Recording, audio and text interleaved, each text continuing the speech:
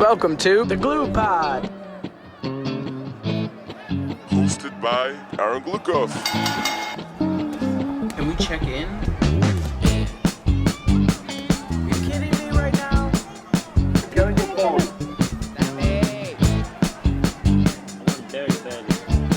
Featuring musicians, hucksters, and some of the shit.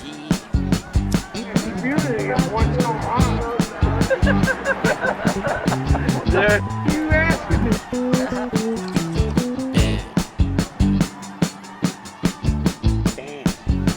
Let's start the show.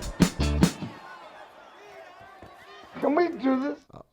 I was trying to detect odd time there, but there wasn't. No, it's all in 4. Yeah, but it's sneaky. It is sneaky. Yeah. Produced by our very own podcast producer, Rodrigo Zambrano. And welcome back to the Glue Pod. I'm your host, Aaron Glukov, and I got special guests in the house. Very honored to have Afrobeta. How you guys feeling today? Hello. Great. Feel good. We got our shots of coffee before the setup, and we're ready to go. Got potaje cooking. Yep. It's called potaje. Potaje. Yeah. It smells really It's good. like a stew, but they give it to little children to eat. It's just the thing that makes the rice saucy. Well, and we were talking about the Instant Pot when I got here, and it's a master of all trades. Like, it is. It's amazing. Yeah. People that love the Instant Pot are almost like CrossFitters. It's like really annoying. Yeah, but totally. We love it. There's a whole book. We have a whole book on Instant Pot. Yes. Have you guys done like any big meat cooks in the Instant Pot? No meat cooks. Nope. Are you guys vegetarian? Vegan. Oh, wow. Plant-based. So I don't came like in here saying talking vegan. about my butcher box, my It's pulled pork. totally fine. I mean, I relate. I actually buy liquid smoke because I like the flavor. Yeah. I'm the type of person I'll still go to a restaurant and I can see the menu of the things that I don't eat and be like, that looks like it'll be good. You should get that, you know? Right. No, I actually I dabbled in veganism for like a short amount of time, and I was actually like on a quest to like kind of understand my own gut biome and like what works for me, and then vegan diet like worked for like 2 weeks, and then it went the other way, and it was like so like just inflammation because I was doing lentils like crazy and all this stuff, and It's not for everybody, man. No, and then when I went paleo, everything went a lot better. Good. So you do a lot of exercise too. Yeah. A lot. Well, especially because it's a high fat kind of diet. So, but I'm not fat adapted. When you get fat adapted, you're burning fat for energy instead of carbohydrates, which is why the whole ketogenic thing works. Anyway. Yep. I'm so happy to be here with you. It's funny. I was thinking about this, and we were texting last night about the old days and like the old clubs, like Vagabond, PS14, and I was just thinking about how it's funny. Like before I knew you guys, like your name amongst like my musicians holds this weight where it's like and like mysticism and being like a young person coming up in the scene, like knowing you guys had this following, knowing what you had developed to now know you. It's just cool how you guys have been able to keep this name and this following for so long. Like we go to shows and it's like, and I know now after all these years that it's not easy. It's not something to just that Wynwood Yard when it was alive, like you just show up, it's an Afrobeta show and there's tons of people there. They know the songs. Yeah. There's a lifespan. Yeah. It's Yeah. I mean, I remember the first time I heard somebody singing back a song at a show, we didn't have any recordings yet. And that was to me like, whoa, this is crazy. This is so cool. And it's just a testament to, Tony's art of songwriting and there's something to that where if it's hooky, people are going to latch onto it and they might have just heard it once. There was more repeat customers back then too. There wasn't that much stuff going on. So we were talking about our first weekly, or was it monthly, was at where the pickle was. Oh my God. Yes. We didn't have anything recorded. It was called Circa 28.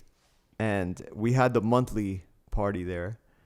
And people would go every month, and that's how they started learning our songs. Is we didn't have anything recorded. I was thinking more about the Jazzed days that were the weeklies at but this Tuesdays. was before but Jazzed. Yeah, you're probably right. He has a better memory than I do. Jazzed was our weekly on Tuesdays. Yep.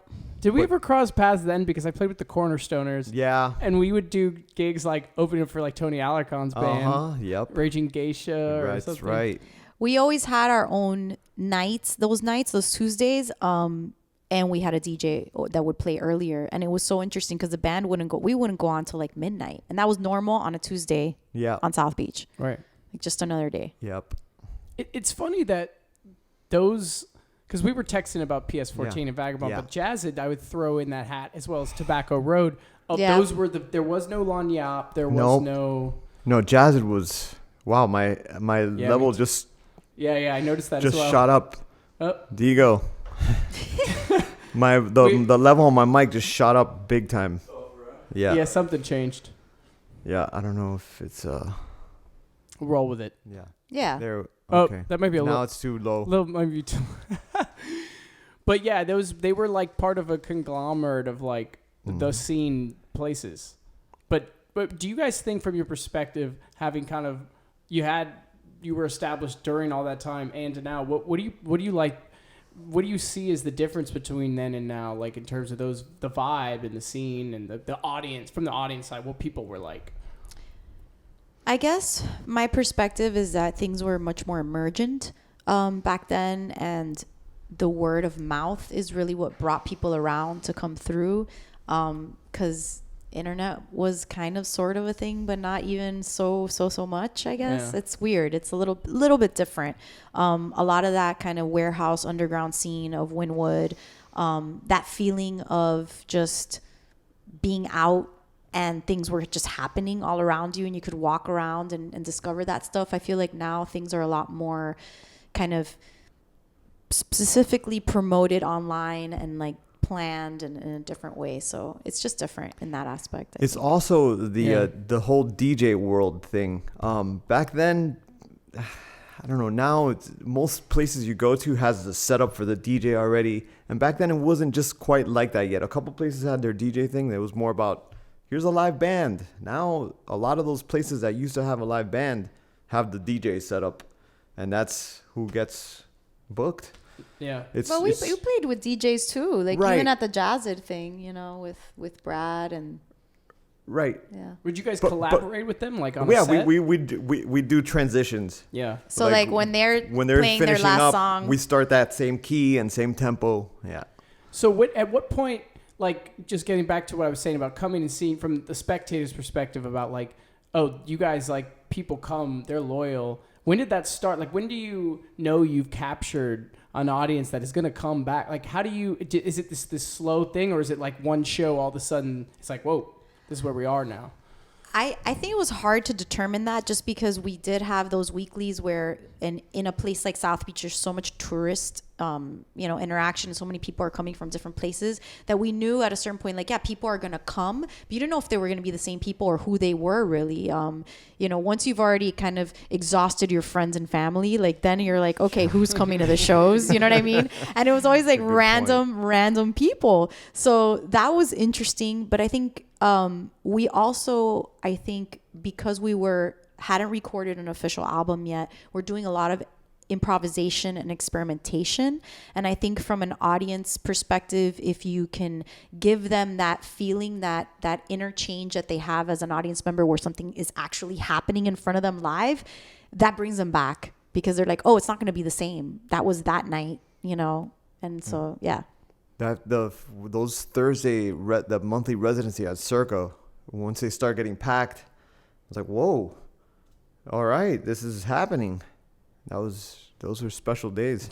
Yeah, I think it's like this. It's kind of it's a combination of all the things happening at the same time. Miami is very loving and fickle at the same time, and they love whatever the new place is. So if there's a new place that opened and they have a night and then people want to go there because it's the new place, blah blah blah.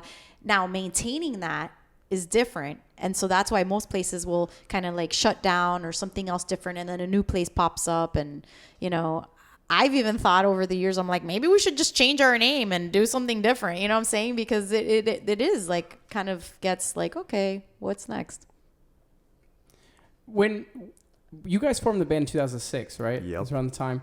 When did you put out that first record, or was it while you were already playing? We had gigs, some or? demos. We had some demos. We had Yeah. some mixtapes we mixed the songs into themselves, and we never really put out any covers. That might have in been those 2007 or 2008. Yeah. Who knows? The first mixtapes here Yeah. and there, but like the first official album is 2010, I think. Well, that with the label. Yeah. But we had our EP.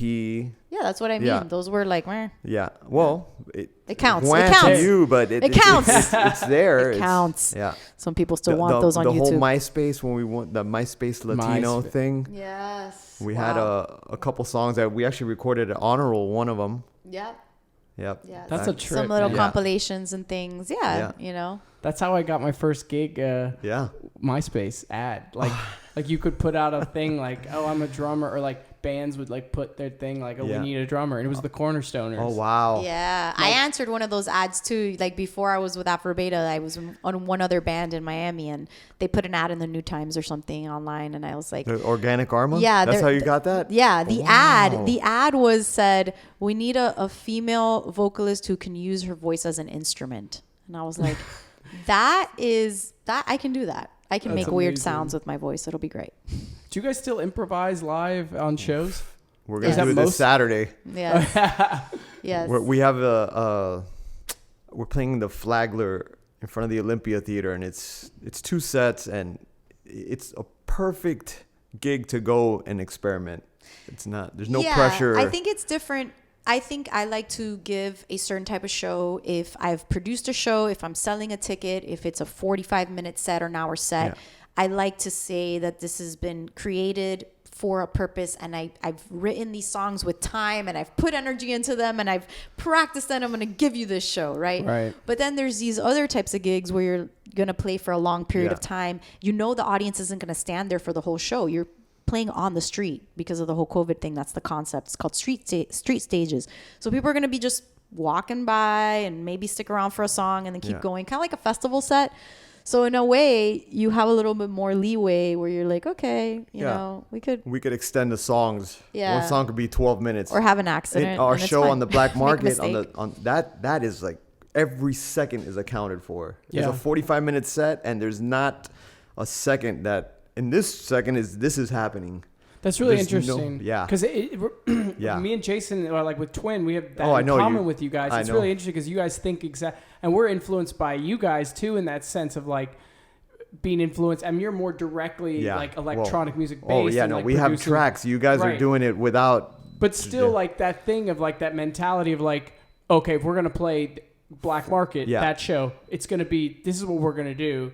And Yep. then if it's some other thing that Yeah. lends itself towards that openness, Of course. and I think some of the root of that actually is in like electronic, like the idea that there's gonna be this beat that Yeah. stays the same and this drone, Right. And in this case, it's me holding Yeah. down, or you're using a machine Yeah. and then reacting to it. It's the same kind of thing, and like I think like I wonder if that's going to be sort of a new, or I mean, I guess it's what is happening. Like you see all these like kind of jazz musicians or groups like Mark Juliana's groups, Yeah. or those guys like They're being influenced experimenting. by Yeah. electronic music in that sense, course. where these long forms that you can just kind of Speaking of, You know. Aaron Lebo's texted me this morning. He's doing a loop thing today, Boom. or and he wanted to know what kind of cable to go out of his computer. He's like, I'm gonna be doing some loop, dude. That's it. Once the Aaron Lebos of the world start looping, it's over. it's it. I did a looping gig Yeah. with them actually, Yeah. duo, and it's very funny because it's very economical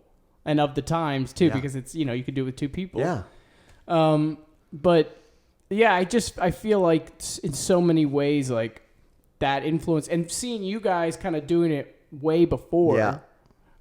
Were you guys the only band on the scene that was doing that? We were inspired by Spam, and Very and we were at the time, both of us, when we started writing our first songs together. Tony was playing with like a 9-piece Latin funk band, and I was playing like a 5-piece art rock weird whatever that Yeah. was, experimental. So the concept of Afrobeta was, let's just be the two of us. Let's was play designed during the specifically. week, so we Yeah. can make some money in gigs during the week, and we'll play with our bands on the weekends, Yeah. and that's it. And so it always was kind of a response to what can we do with less. Well, she makes up for it because having just her on stage, you don't have to worry about having a 9-piece band. She makes up for all those Absolutely. people. Yeah, with her entertainment. I walk around a lot, Yeah. take up the space. You're like, and it's funny because you're amongst a scene of like so many instrumental bands, Yeah. and you are like the true like lead vocalist and like front person of a group that like people, and it's like that's a rare thing right now. Yeah, and it is. You know, it's like refreshing to see you guys and like engage that way because it's so much like the jazz fusion like wave has like really kind of like. You know, and we got our foot in both scenes. We got our in your scene, and then all the Wookiees, crusty electronic people know who we are too. No, so we're kind of like the fusion, like the gap between your scene and I think the it's Autobahn I think Chiracs. it's made it very difficult. I know it made it very difficult for when we did get signed to a label for them to even figure out how to market and sell us. Like I think it became very complicated. Yeah. But we just continue to write the music that inspires us and take it from there. And then I think that's what's cool too nowadays, where people can discover you, they can find you. If you're their cup of tea, great. If you're not, that's fine too. There's going to be people out there that care about what you do. Anybody out there making music, there's people that care about what you do. You just got to find them. Yeah, and not give up. Yeah, absolutely. You gotta just keep. That's the key. You just keep going, putting it out. Well, and speaking of like the audience, sort of like the aesthetics of things, like back in those days where PS14 and Vagabond were the spots, and like that's where like people were playing live. Did you feel like the audience was more underground then, a little more salt of the earth, and now these venues like, and I love them all, and it's great, but there is this more like the tourism, the bougie kind of energy. It's a mixing in, and I've always looked at it. I just want to get your take on it. My take is I've always looked at it like kind of in two ways, where it's like it's kind of cool to see these people who probably live music isn't a part of their life at all, or maybe music isn't even a big passion in general, listening wise. So they get to see people who, for example, just making this up, or would normally come to an Afrobeta show, and they see how they engage in the music, and they're like, oh, so this is cool. Like, it lets them be like, well, let me take a chance on this. Or do you see those as two different times in Miami, like with audience-wise? Do you feel like it's changed, or do you feel like you don't even notice? Oh. I think it's different too. I think the scenes like that, those underground scenes still exist. Churchill's will always exist and still exists. So there's places for that. I think it ends up being a whole economic situation for an artist. So like if you started off playing for zero money at like these underground shows where people may not be paying a cover or very little cover, that's where you start. And then little by little, as you start growing, well, you think, okay, well, I want to make a little more money. Sometimes it ends up being a different type of crowd for that. I got to give credit to those venues who, maybe their main source of income is the food or the drinks or the bar, and it's a little more of a high-end clientele, and they still want to have live music. Like we can be grateful for that, because we do kind of I think our scene here, because of that, is very unique. And I'm sure there's other cities that do have this, but most places that we've played, you need to sell tickets for your show, and there will be an hour every other hour. The crowd completely leaves and a new crowd comes for the next band. And if you don't have people coming to your show, you're not going to get a gig. Here you can kind of like get away with like, oh, we're playing at a restaurant and blah, blah, blah. So the audience has changed a lot. Let's take Blackbird, for example. Yeah. That's the perfect transit lounge. People would come to go see the band. Now, you throw a band in there, they're running out. They want to hear their DJs switching songs every 37 seconds of the new song. So imagine a band's coming up there and playing one song that's 6 minutes long. They've already heard 10 songs from the DJ. 10 hits. So yeah, the audience has changed a lot. Back then it wasn't. It was a little more forgiving. I think it's a promoter too, though. I think those scenes, like, they can still exist and thrive, and you're seeing it now at the Oak Garden, at Smart Bites and stuff like that. Like, it just depends on making the space for people to have. Well, and I think you nailed it too with the thing about what, like, if you're on tour or in most places, you gotta sell a band plays at a music venue. So these people that I'm talking about that don't participate in live music in their life, they're accidentally coming to Lagniappe and seeing a band. Exactly. They may still appreciate it. It may influence. They may follow the band. They may tip the band. They may engage in giving you the energy that we need. which is a lot different. And we're lucky because a built-in audience means you're not playing for an empty room, which, as we know, it's really hard to move tickets to a real venue. And you're also getting the opportunity to introduce your work to somebody who would have never come across it in another way. And when you are able to touch somebody at a live show, that is different than touching them any other way. By hearing it online or on Spotify or whatever, it's not the same. Like, there are people that saw us at Burning Man in 2011 or whatever it is that still follow us to this day because we touched them in a live moment. Like, that's special, you know? So having that opportunity is not something to be squandered or taken for granted, but you also have to understand, and I learned this actually becoming friends with a drummer, where we were listening to the same song and I was like, oh my God, did you hear that lyric? And he was like, I don't listen to lyrics. I was listening to the beat. I'm like, did you hear this? He's like, did you hear this, Phil? And I was like, what? So I realized, people listen to stuff differently. And then through my own kind of practice, I realized if I'm distracted or if I have something on my mind, the music kind of fades into the background. And I realized there are human beings that walk around in this world where music is in the background always. And to me, music's super distracting. Like, if we were hanging out right now and there's a song playing, I would be listening to the song more than paying attention to what's going on. So, except for your yoga music.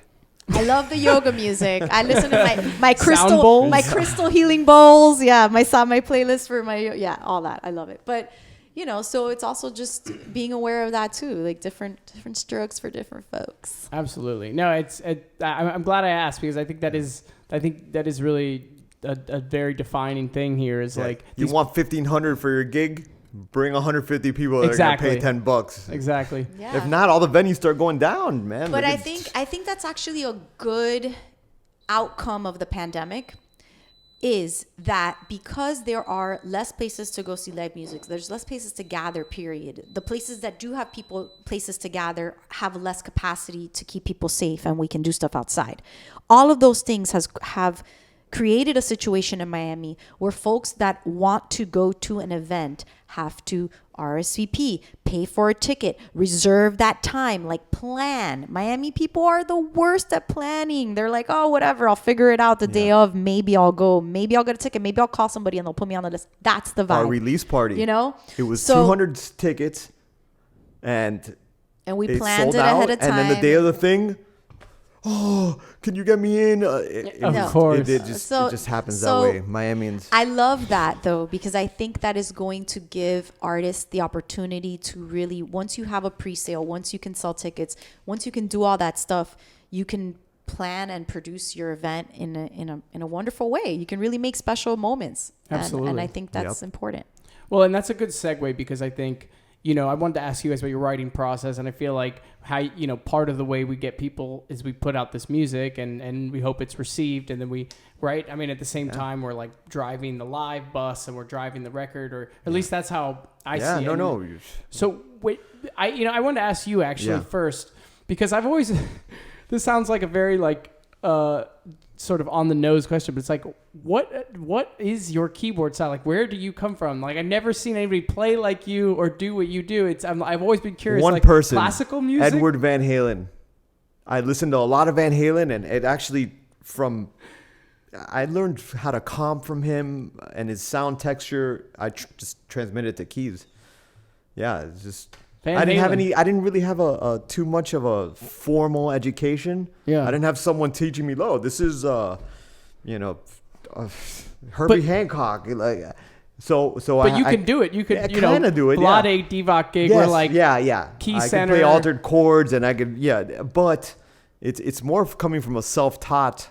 I did take classical, but the whole synthesis thing is self-taught and not having really a mentor to be like, these are the sounds. No, I didn't have that, so I kind of had to invent it on my own. You really did invent. I don't know any other keyboard player. I use a volume pedal. I think Tony. Okay, so this is my take on it. So when I met Tony, he was driving a stick shift car. Yeah. Okay, and he had worked, not at that time when I met him, but he had in the past worked at music stores. So the music store whore, all three of them. So Sam Ash, Guitar Center, and every new Mars. synth that came out was his mission to figure out how to get in the menu, Yeah. sort out how to like do all the things and all the LFOs and the oscillators and the blah, blah, blah, whatever. Yeah, because they And made then- money selling it. The more you knew, like, oh, look at this. It can do this. It Yeah. can do that. Yeah. Whatever. So there was that, and then I saw him driving, and then I saw him playing, and I'm like, he's doing the same way, like where you're moving with one pedal with the volume pedal and the other pedal with the sustain, wow, and the other interesting. thing with the mod wheel, and I could like see it all happening, you know, in this way where I could see that it is like a hand-eye coordination movement thing happening, and It had a lot to do with listening to techno in the 90s, too. Yeah. I got really involved. The first time I heard that, I was like, rock? Rock is Well, and dead, that's dude. that's your production Yeah. style too. Well, So that's, how do that's you- where the synth Right. style came from listening to electronic music. So then, how do you take Yeah. what you do and what you do? How does the writing process work? It starts organically.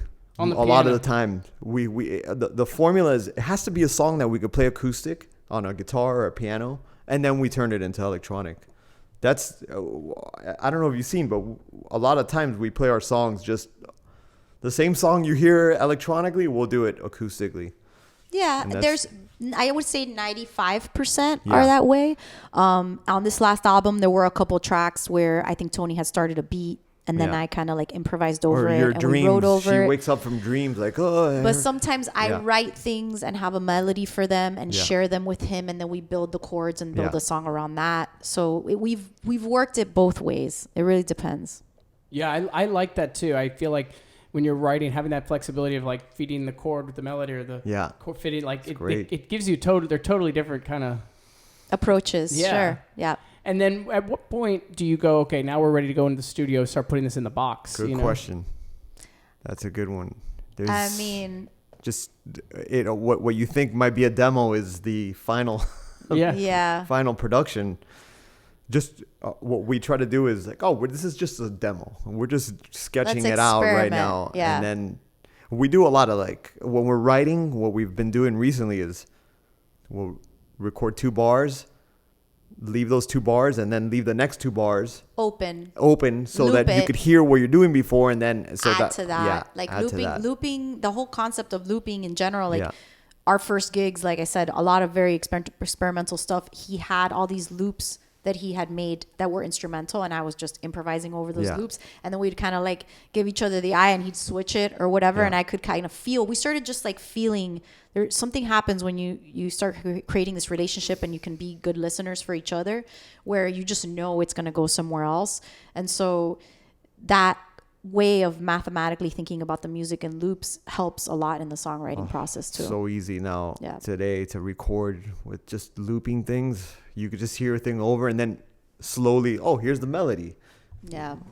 And then when you get a song, let's say the song is done or whatever, Yeah. you're like, what is the next thing? Do you guys go right into mixing, or do you kind of Yeah. edit? And Yeah, I kind What of ends go up- as we mix. I feel mix like what as- ends up happening, and a lot of times, maybe not necessarily in the pandemic per se, but before that, we had so many opportunities to play live that we would constantly be workshopping things that were being written in a live show.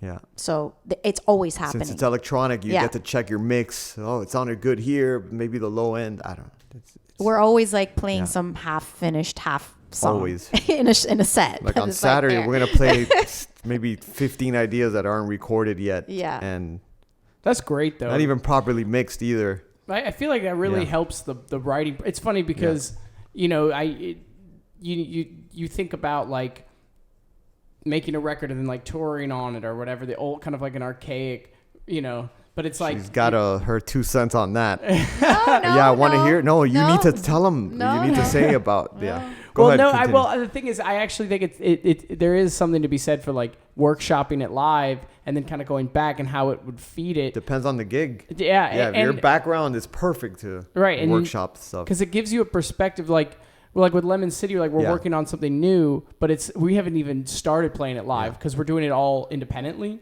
and which is the first Got time it. we've done that. And I'm like, I kind of would be interested in like starting to workshop these on a gig before we're like ready to let the ink dry. You know what I mean? Because you know what? Something happens in the live performance of the thing where you're like, wow, that really worked. Let's keep that, you know? And I don't know. For me, it just fleshes things out. It's like a writer having a first, second, or third draft, you know? And the pressure of the studio goes away when you've already sweated it out on stage. Totally. It's like, I already did this shit. Right. Like, now I'm just recording it. Fine, you know? Right. It is very psychological kind of, you know, it's a different type of headspace when you're in the studio. I hated the studio for a really long time. I was not a studio person. No, it was very bad. She has, you know, back to the concept about recording, then releasing, and then going to play those songs. There's a payback. Yeah. There's a big payback. People already know your songs. They already, I mean, we did it this way this time. A lot of the songs, our set is pretty much the album from start to finish. And you could see that people are listening to it. And when they come to the shows, we were working a lot harder than we had to. Let's just put it that way. Before. And now we're like, okay, let's do this thing. Let's promote it for a couple months. Let's make a video, you know, but it's a challenge, especially when you're an independent artist doing it on your own. It's a whole new, world. And it really is. Like 2 or 3 other side hustles that you got to do to you know, make it work. It's an all-encompassing. Well, but you guys are signed to a label. Do they? Past tense, not past tense. When you were signed to them, did they offer support and with the promotion? We lived like kings. Yeah, it was brand new apartment on Biscayne overlooking the water. It's a special moment. They spoiled us like we were Beyonce and Jay-Z, and we weren't. That's amazing. They spoiled us, going all over the world, tickets to Coachella. I mean, you name it. We lived like kings. So what happened with that relationship? They realized they're not making money on the record industry. Right. We still have a relationship with them, and because of them, you know, they're the founders of the Ultra Music Festival. We still play at Ultra every year. We still have a great relationship with them in that aspect. It's just not a business relationship anymore. They decided to make festivals all over the world. Yeah. Well, and the industry changed. The industry changed. And who knows what's going to happen now? I mean, we haven't really been in touch since they've had to cancel the last 2 festivals, so we don't know what's going on. And you guys have done a slew of heavy festivals. I was reading, you've done Glastonbury, you've done Burning Man. That was all through the relationship. The Identity, that we had with them. The Identities tour was like a Lollapalooza, you know, with they made that happen, which is like, I feel like part of our DNA has always been the live show. And I had people back in the day tell me too, like, oh, when I see you live, it's like this thing, but then when I hear the recordings, it's like this other thing, and they couldn't really like make the two meet. So I think for this last record, it was really important to kind of make that meet. You know, make it see so that when you see the live and you heard the record, it's like, oh yeah, it's the same thing. It's not like, oh, look at this crazy person on stage improvising, doing all this weirdness. And then I heard the recording and I was like, meh, you know? It's interesting though, because I always wonder, how much does that actually matter? In the last pod, I was talking to Leisure Chief. I was asking them, I mean, they have like this really like through composed like record with like background harmonies, all this stuff, and they can pull a lot of it off live. But I was asking like, how important is to you guys to like make this, you know, happen a certain way when you go out after the record? So I want to ask, like, picking up what you're saying, like for this latest release, what is your approach? Does it change, or you just do your thing? It's not necessarily that it matters to me. It's just in my experience, having done it differently this time around, I realized that for the audience, it's better for them. Yes. Like and they like to feel like, oh, I know where this is going now. Like, oh, I know where this song is going now. I know this song. Period. Well, and that's a testament to your audience knowing your music. That's it. Which that kind of circles back to what we were talking at the beginning. I mean, you guys have really captured like people. Because I don't feel this necessarily that pressure. Maybe it's because it's instrumental, but even, you know, but still it is like, you know, when I was in a hip hop band and we were doing lyrics, like, you know, you know if your audience cares that much. But wait a second, I want to hear "You Cast Me Out." I want to hear it. I love that song. Well, it's funny. Was that in the right key? with you. So I don't have perfect pitch. We'll have to. I don't know. I'm looking up as if I'm gonna like play keyboard. In my think I have a 62% chance that was the key. That's pretty good though, 62. Yeah. But no, I mean it's funny you say that because like the other 2 vocal songs you released, I was getting myself, like, I got my vocal pedal and I like programmed my SPDS to Yeah. have like the backgrounds come at a certain time, and I was like even going to get like Armando just to play, so I would, because I don't want to be thinking about one of the beats is like super busy, like there's no way I'm going to be like singing over this and playing it, but like, you know, I'll have to find another opportunity. It's totally scary, like thinking about that vulnerability of being like in the front, you know what I mean?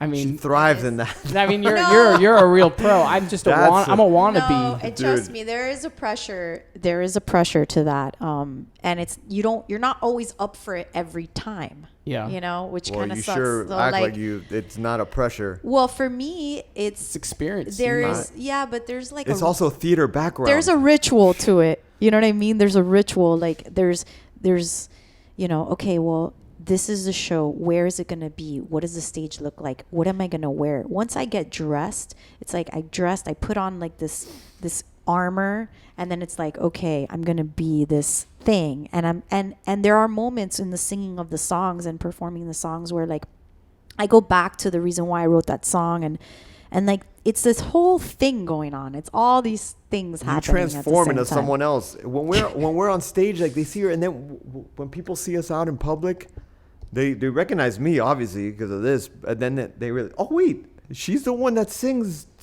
She looks different on stage. It's weird. It's this. She turns into this beast. I think it happens to everybody. Have you ever seen like a public speaker or something, and then they're like, "Wow, they're shorter than I thought they were when they were on stage." It's like being on stage does something where it like elevates people, and you're like, "Whoa, you're on stage." Well, especially for people like if you're a real bona fide pro performer, like because there's a lot of people who can't relate to the experience of being a live musician, and they like that would freak them out just to be up there. Like if they, you know, they gave a class presentation in like high school and they had like anxiety about it. So, I mean, it is. I feel like there's like you have to come to it naturally, but then develop it like at a level. It's hard to imagine like being where, I mean, with the amount of experience you have now, like imagine like ever having worried about.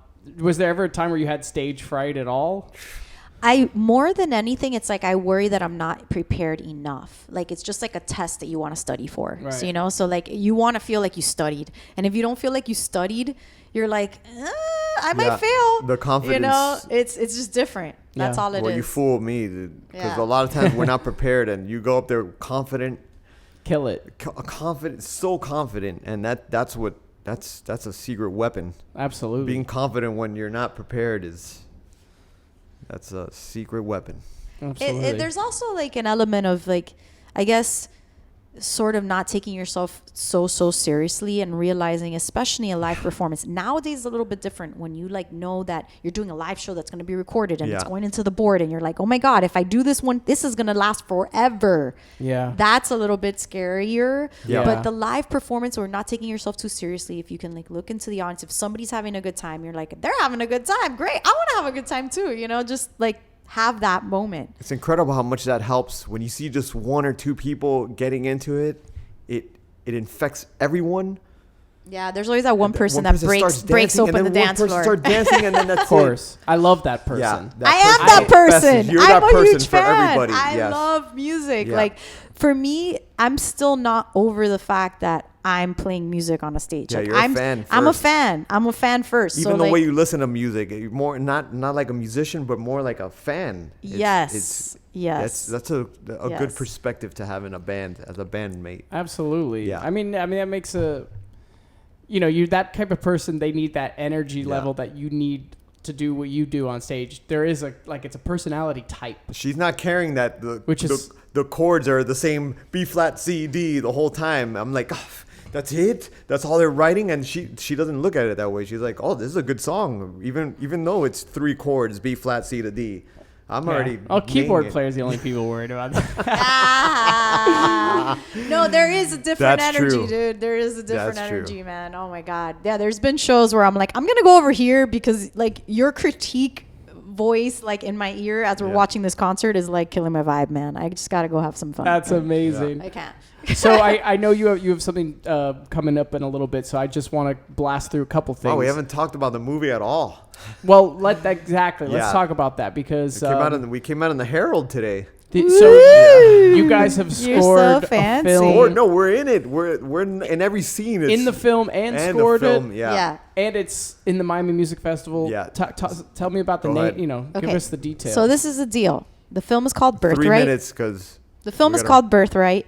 We are both from Cuban origin. Our parents are both Cuban. We grew up in Miami. That's not that weird in Miami, but apparently it's not that common everywhere else. So we were invited. We had like it's like this thing in your whole life when you grow up in Miami. You feel very Cuban, but you're never gonna go there. Like you don't go there. Like your parents left there. They suffered like communism, et cetera, et cetera. You don't go there. It's different than a lot of other countries that may have communist governments like China or whatever other things. And, you know, people flee and they exile, but then, you know, they come back. Cuba's not like that. It's like a black hole. You know, there's the embargo, there's all this other stuff. So we found through a cultural exchange, through an organization, a nonprofit that takes skateboards over to Cuba called Amigo Skate Cuba, an invitation to perform in Cuba. And at a place called La Fábrica del Arte, which is... So it's like, okay, we have an invitation. And so then that kind of opened Pandora's box for me emotionally, where I was like, oh my gosh, you know, like I've always wanted to see this place that's part of my identity, but I don't know it. But I've been telling people I'm Cuban my whole life, but then I've never been there. How does that even make sense? You know, and it started getting opened up. Obama went there. All these other people started going there. And I'm like, well, everybody's going now. Like, is it so harmful? Like, it was just like a combination of all these things that I had to sort out. At the same time, we met Jamie Gershon. She used to do what was it? The So Far Sounds. The So Far Sounds. She was one of the original producers of So Far Sounds, that Andres was doing that. Right. Yeah. So it was like a concert series, and so we did the concert series. We met her there, and then we met up one day for lunch, and the concept was I thought we were going to shoot a music video or something. And then as we were talking, I explained to her about this Cuba trip, and she was like, "Oh my God, that's a great story. Like, we should shoot it." And I was like, okay, that's wild. Let's do it. So she came, and another buddy of his who he grew up with, and Eddie, also came as a shooter as well, and we just created this journey about figuring out ourselves. We explored music over there. We ended up meeting an electronic music duo called IA, who opened up for Major Lazer when they played in Cuba, who were like our mirror images. Had we not experienced, like had our parents not had the experience that they had and stayed in Cuba, we could have been them. Like it was that mirror. Yeah, so that was world. Yeah, it's really trippy. So that experience is now a film. It's a documentary. It's called Birthright, and it is premiering Saturday, March 13th at the Miami International Film Festival. And they're having in-person screenings, but they're also doing a virtual screening. That the premiere of the virtual screening is Sunday the 14th. Yeah. That's fantastic. And any other information people want to get about your band, Afrobeta.com. We have the Afrobeta.com, the IG. I have a bunch of links in there of all the new stuff that's going on. So if you care about checking out the film, there should be updates in there as well. And a recent release, Illusion Motel, just came out pretty much November. Pretty much. Yeah. I mean, time's flying right now because of everything. We have some vinyl left still. Not shirts. The shirts first. flew. Oh, we still have a couple. We have like 20 shirts. left. So we got some merch for sale. We put the record out on vinyl, our first record ever on vinyl. It's our 4th album. That's awesome. Yeah. So. Well, this was fantastic. Yep. I appreciate you guys, and I have a feeling we're going to do another one right. down the road. But it was really great, and I'm a big fan. And also, I'm your fan. Yeah, we're mutual fans, friends. But seriously, it's been friends. It's been super cool to get to know you guys, and also through in the last few years, but also just super cool. What I was saying in the beginning, how you guys have found this niche in you're very much your own way, which is inspires me to do that myself, to capture that audience. Your it's scene great. Inspires us too. You guys accepting us. It's vice versa. Wow, these young people actually care about us. It's amazing. It's great. You guys are doing I'm something talking right. about me, not you. You're, yeah. I'm 83 in musician years. Yeah, I'm 72. It's fine. That's amazing. Thank you guys. All right. Appreciate it. Thank All right. you. Bye, Glue Pod. Whee!